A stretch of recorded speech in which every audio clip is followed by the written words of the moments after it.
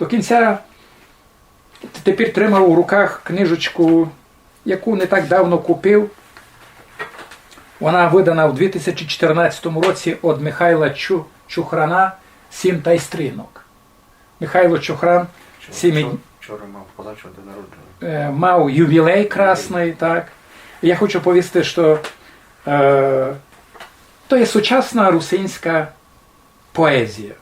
Специфічна. Ми деколи можемо означити жанр як фіглярський жанр. Але наші люди люблять русинське слово. Вони його основують. І стихи Чухрана читають многі.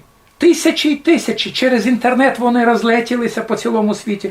У тому числі і студенти Пряшівського університету на спецкурсі «Сучасна література» теж учать твори многих русинських поетів і писателів.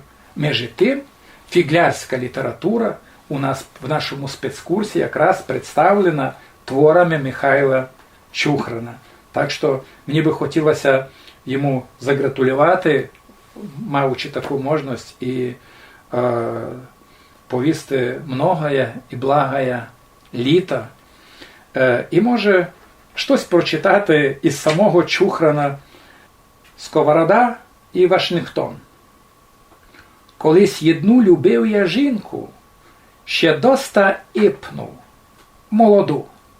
Давав з аванса українку, а із платні сковороду. Із нив не було в хижі кепу, фурт смачно пахло із горшка. Вдень заділяла мі Мазепу, хоч я просив собі Франка.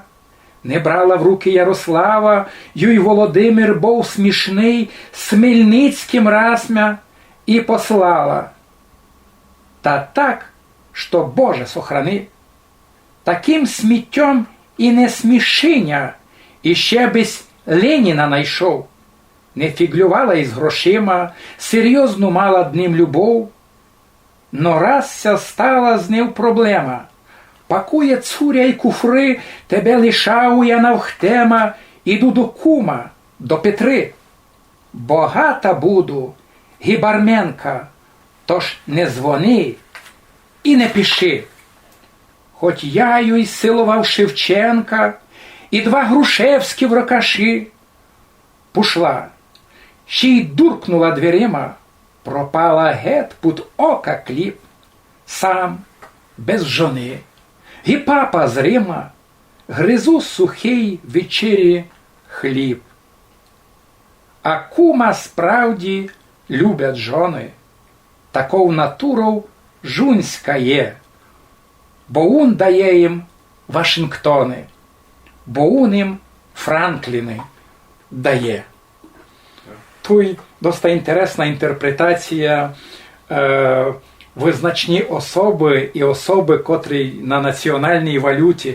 На одній Шевченко, а на другій Вашингтон і Франклін. Така смішна фіглярська література, але добра, качественна література. Дав би Бог нам більше таких поетів, таких писателів в нашому життєві.